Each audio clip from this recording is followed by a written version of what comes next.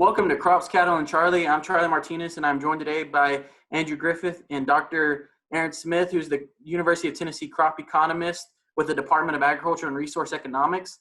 Dr. Smith is going to be discussing preventative planting crop insurance.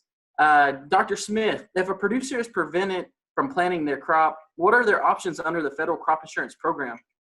Well, there's several different options. Preventive planting is a very important program.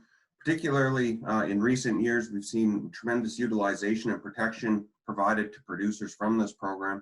But essentially, producers will have four different options that they can choose from if they do end up getting prevented from planting their crop. In Tennessee, that's typically going to be your corn and cotton. So the first option is to take the full prevented planting payment, and we'll talk a little bit about that more later. The second is to plant in the late planting period. So when you look at corn, it does vary by your location, so you do have to be careful. In Tennessee, it's either May 20th to May 25th is the final planting date, with the end of the late planting period at June 4th to June 9th. So if you do plant in that, typically what will end up happening is you'll have a reduction in the insurance coverage of 1% per day.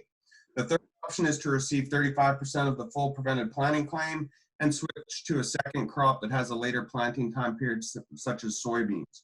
The fourth is to forego that prevented planting claim and plant the crop outside of the late planting period.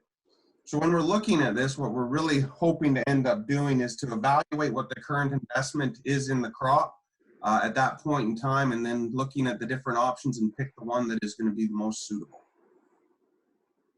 So, Dr. Smith, what's an example of potential payments for producers with revenue protection?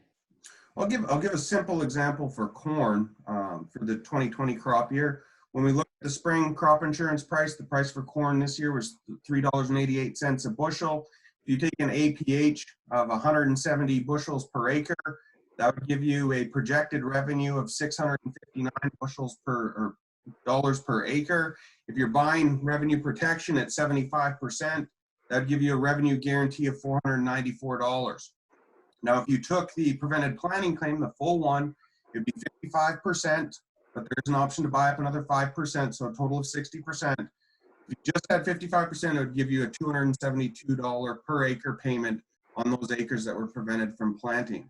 One thing that I will say is incredibly important is, since this is a very specific decision that will affect producers differently, is to make sure that you work with a qualified crop insurance agent and meet all the specified timelines that are indicated in your crop insurance policy. There are some very specific times that you do have to end up reporting when a loss ended up occurring. So making sure that you're working with qualified professionals is a fantastic piece of advice. Awesome. Well, thank you, Dr. Smith, and thank you to the viewers for joining us for Crops, Cattle, and Charley, and we hope that you'll join us again. Thank you.